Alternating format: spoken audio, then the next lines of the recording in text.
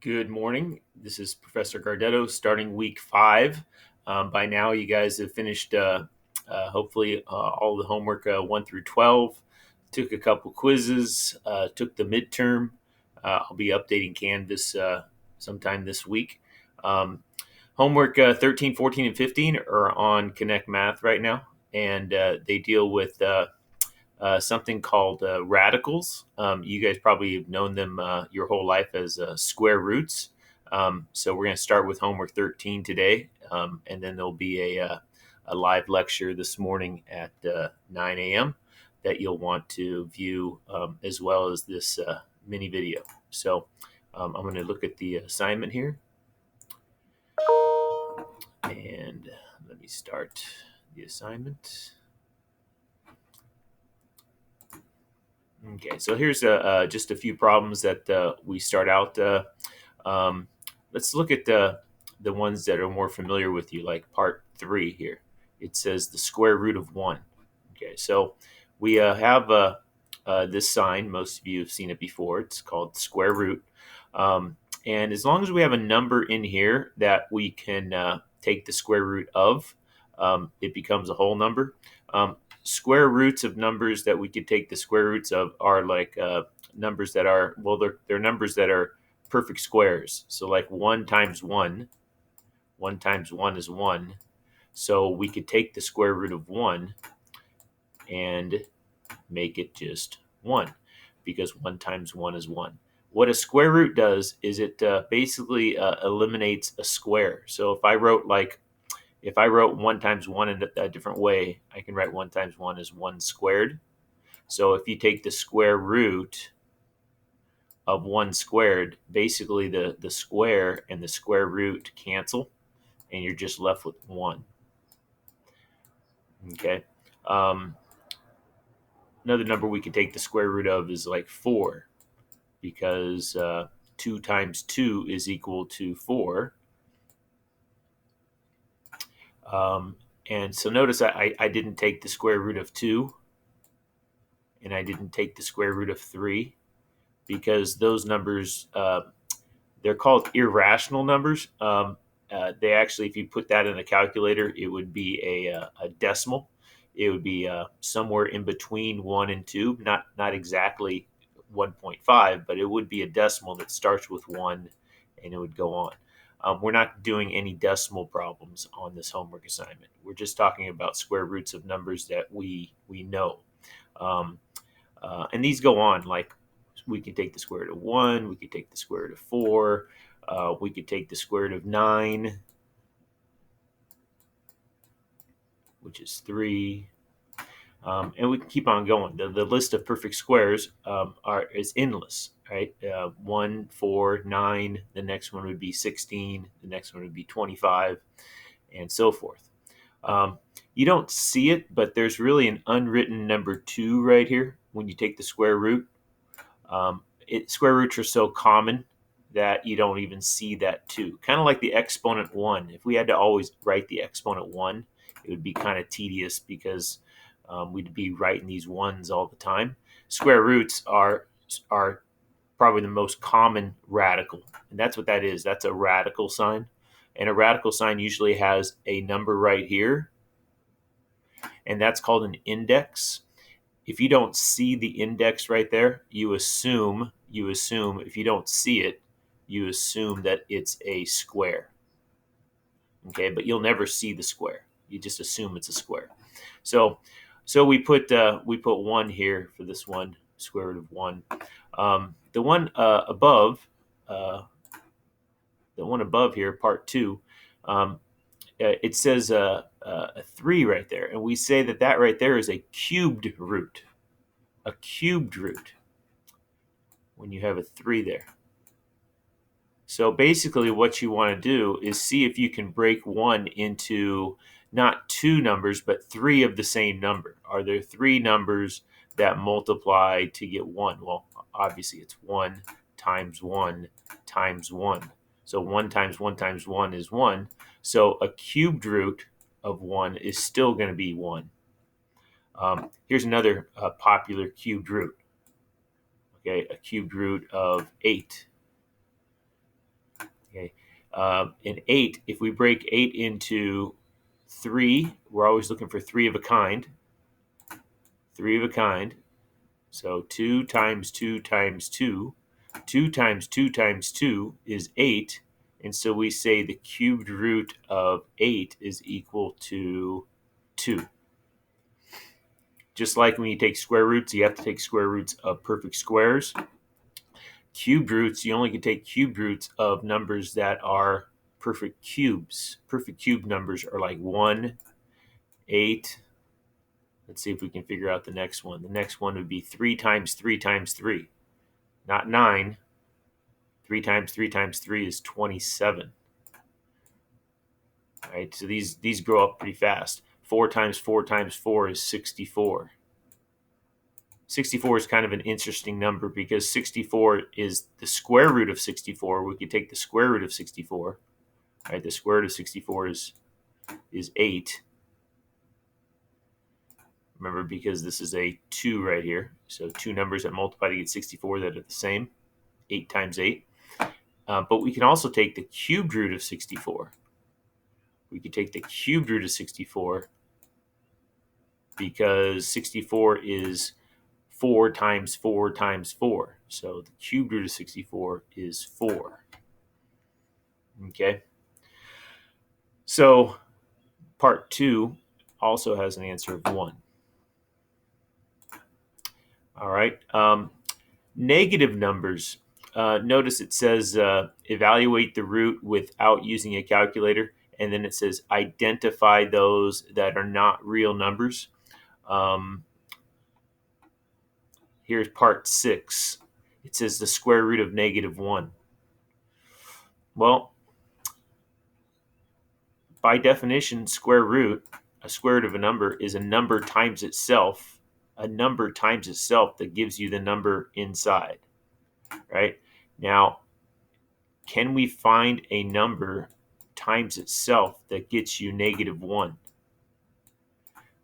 Well, any positive number times itself is positive. Any negative number times itself is also positive. So when you have a negative number in here, if you have a square root and this number inside is negative, like on part 6 here, when you click this box, it's going to say not a real number. It's going to give you an option. Okay.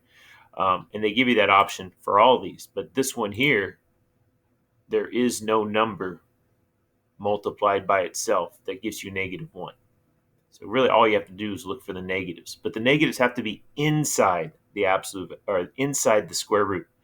Inside the square root that gives you the not a real number. If the negative's outside the square root, you can still take the square root of 1.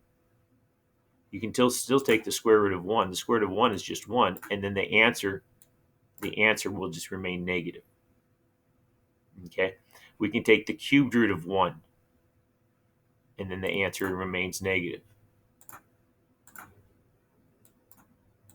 Okay? Okay?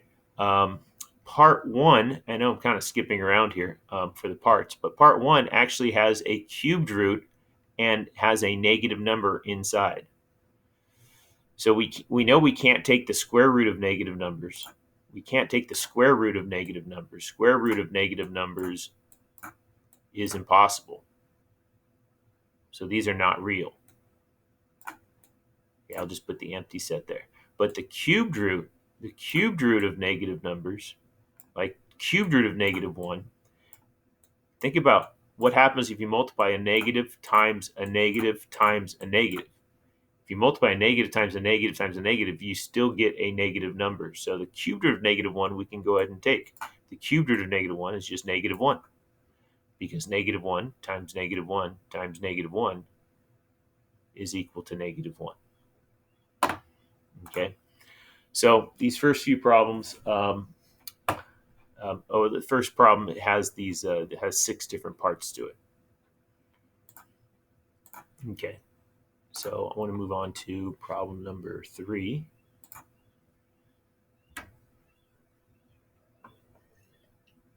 Okay, just one problem for problem 3.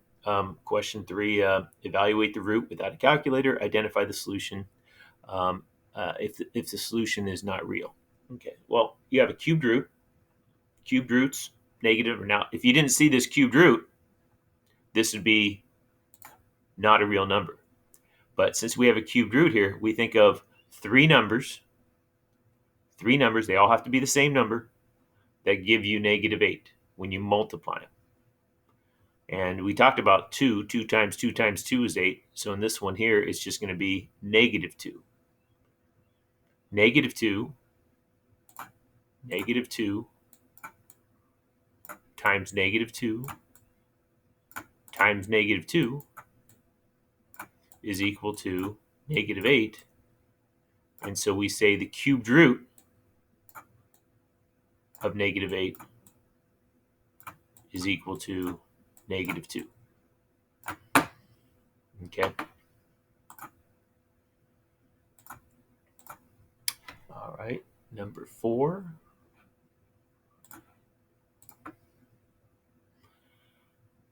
All right. Well, number 4 is just the cubed root of 8.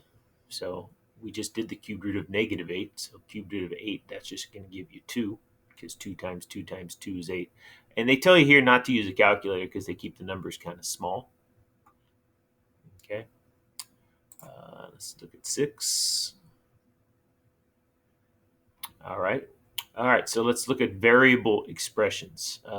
Variables. If we have variables inside, and this is a higher root, this is a 7th root. Okay.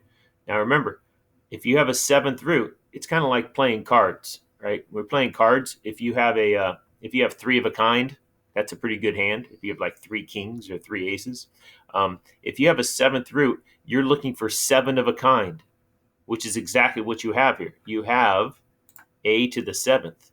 You have a to the 7th. You have 7 a's. I'll just write them out here. Here's 1, here's 2, here's 3, here's 4, here's 5, here's 6, here's 7. You have 7 of a kind.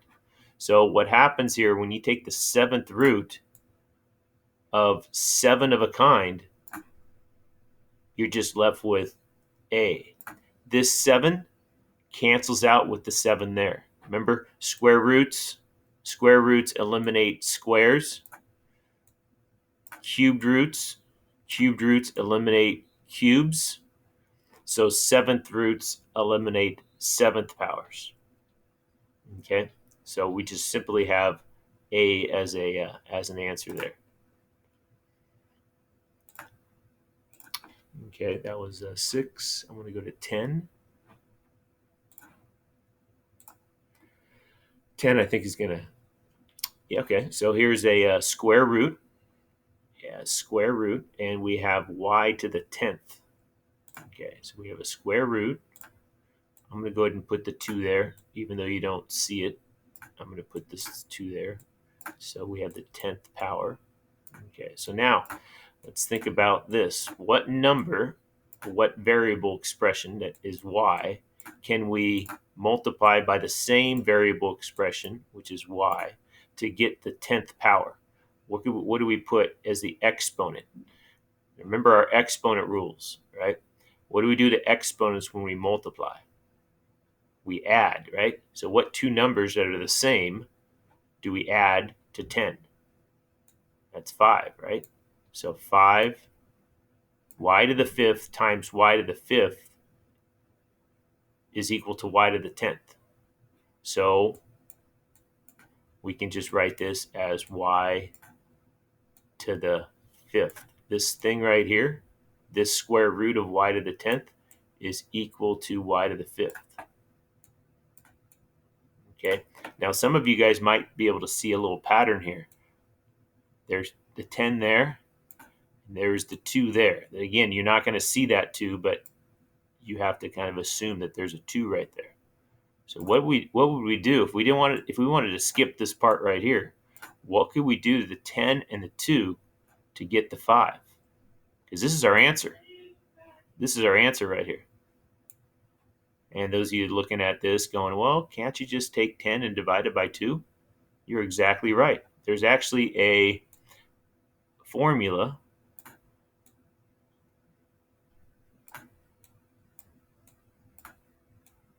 that I'll write down here. So this is your index. Your index is out here, and your exponent is inside here. And so we could actually take the exponent that you see inside the radical and divide it by the index, or the root that you're taking. This is actually something that works all the time. That's why there's a formula for that, which kind of leads us to fraction exponents. We're going to get to later on, because we haven't seen fraction exponents before. But you can do that. You can have, if you had like the square root of, let's say you had y to the 40th power, all we'd have to do is take this 40 and divide it by 2, and we can get 20. Okay. All right, so let me clear my screen and go to problem number 12.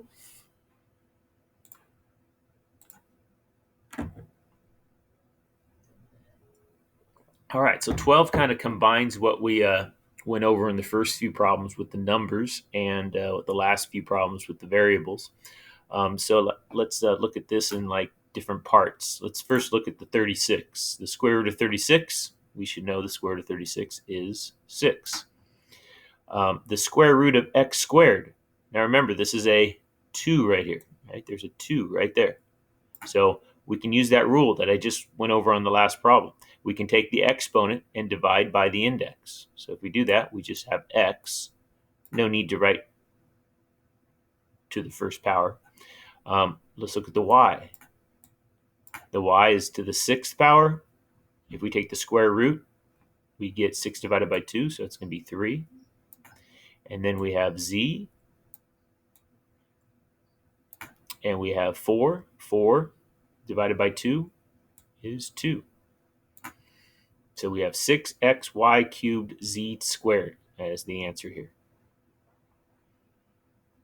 Okay, let's go 14.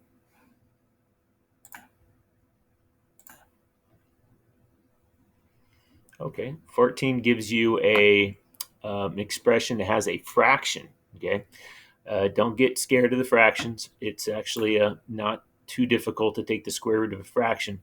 What you do is you break it into 2 parts. You take the square root of the top, and then you take the square root of the bottom.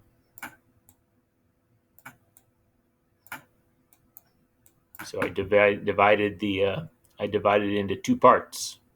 The square root of 64 is 8.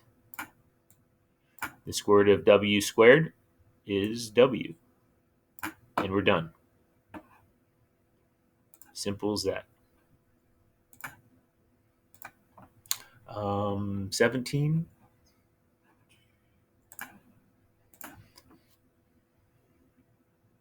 Okay, 17. Okay, well, 17 actually has a fraction exponent. All right, so fraction exponents. Remember the rule. The rule was the nth root of x to the m. I wrote this down a couple problems ago. If you didn't write it down, you might want to write it down now. M over n. Now we're just going to go backwards. We're going to go from here to here. So notice the denominator is your index. Your denominator is your index. So the denominator here is a 5. So it's going to be the fifth root 243 to the 2nd power. Now, that's a huge number. 243 to the 2nd power is 243 times 243. So let me show you a little shortcut here, so you don't have to use your calculator. You can break this into 243.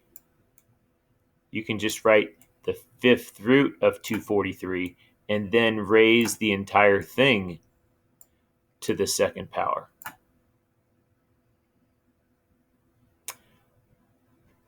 So you don't have to square the 243 first. You can take the fifth power of 243. Now, the fifth power of 243 is a whole number. I believe it's a number that is, I think it's 3. 3 raised to the fifth power. Yes. So I used my calculator there. That's what I was doing. And I just typed in 3 raised to the fifth power. So since 243 is 3 times 3 times 3 times 3 times 3, since 243 is all these 3's multiplied together, the fifth root of 243 is just 3.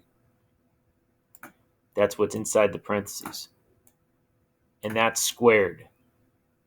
So 3 squared is just 9. So this whole thing right here reduces to 9. Okay. Now, they're not going to give you numbers here in homework 13 that aren't like this was done on purpose, that this was the fifth root and then there was 5 3's. So don't worry about going into any type of decimals or anything. It's going to be whole numbers or fraction answers. Okay, that's 17. 18 this gives you a little bit more practice doing what I just did with the fractions. Okay. All right, so negative fractions. Let's just talk about negative exponents for a second. We haven't seen negative exponents too much. So we know 2 to the third is 8. I'm going to bring this down to 2 to the second. We know 2 to the second is 4. I want you guys to see if you guys can see the pattern here. I'm going to bring the exponent down to 1. 2 to the first is 2. Okay, so let's look what's happening. Right, we have 8, 4, 2. 2 to the, well, let's go 2 to the 0. 2 to the 0. I think we've talked about 0 exponents. 2 to the 0 is 1. Look, you're always taking half of this number, right? 8 divided into 2, 4. 4 divided by 2, 2. 2 divided by 2, 1. So what would happen if I went to 2 to the negative 1 power? Right? 2 to the negative 1 power. 8, 4, 2, 1. Keep on taking half. Half of 8's 4. Half of 4 is 2. Half of 2 is 1. What's half of 1? Yep, you got it. Half of 1 is 1/2. So if we keep on doing this, I think you'll see the pattern. If I go 2 to the negative 2, what's half of a half? Half of a half is a quarter, right? It's 1/4. Okay, now let's look. See what happens here? This number, negative, becomes positive as long as it's on the bottom of a fraction. This number becomes positive as long as it's on the bottom of a fraction. So if you have a negative exponent like we do here, we can use this rule for negative exponents.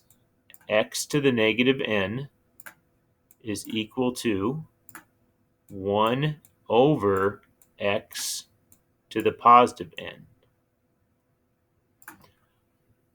And that way we don't have negative exponents. I mean, negatives kind of confuse people a little bit, especially if they're negative exponents. And so we're going to use that here. I'm going to write this a different way. I'm going to write this as 1 over negative 81 raised to the positive 5/4 power. Okay, so that's our first step, is to get rid of this negative exponent. And I use this rule to get rid of the negative exponents. Okay, now I get rid of the fraction exponent by using the fraction rule. So this is 1 over. This is the index, so it's going to be the fourth root of negative 81 raised to the fifth power. Okay, so now fourth root of negative 81. There's got to be four numbers that are the same, that multiply to get a negative. Is that possible? Can you multiply four numbers to and they're the same four numbers? I don't believe that's possible, because you have a negative inside. Like, we can't take the square root of negative numbers. We can't take the fourth root of negative numbers as well. So this is going to be one that gives you this not a real number solution. So you're gonna check or just click that box. The not a real number ones are always going to be ones that have you take an even root, like 2, 4, 6, 8, an even root. If that number is an even number and you have a negative inside, these are going to be not real numbers. Okay.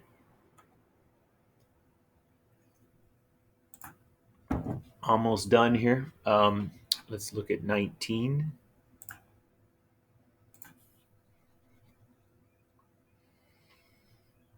Okay, so here's another one that has a negative fraction. It's kind of written weird, negative 1 over 2. They don't write it as negative 1/2. They keep the negative 1 up there. It's okay. First thing I'm going to do is I'm going to put this 1 over, and I'm going to get rid of that negative sign.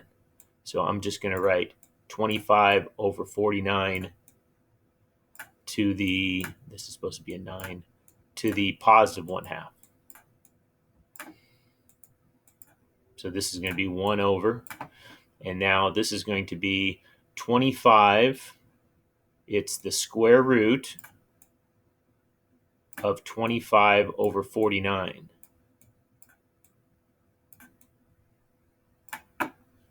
Well, this is going to be 1 over. The square root of 25 is 5. The square root of 49 is 7.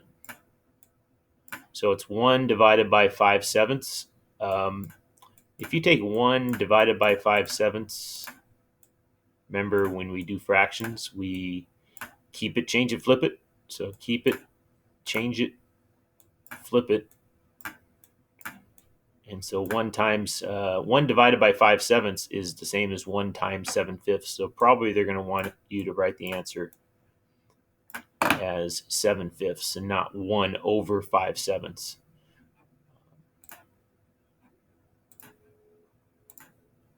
Yeah. So you want to let me just see if you put 1 on top and you put another fraction on the bottom, 5/7. I just want to see if they accept this answer.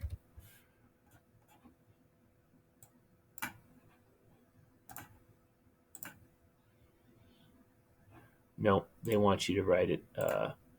They want you to write it this way. They want you to write it like this: 7 on top and 5 on the bottom. Okay, so don't write a 1 over a fraction. Write the fraction flipped by doing the keep it, change it, flip it thing. Okay. For more instruction, watch the Zoom lecture this morning, or I'm going to do it this morning, but watch it before you attempt homework 13. All right. Bye for now.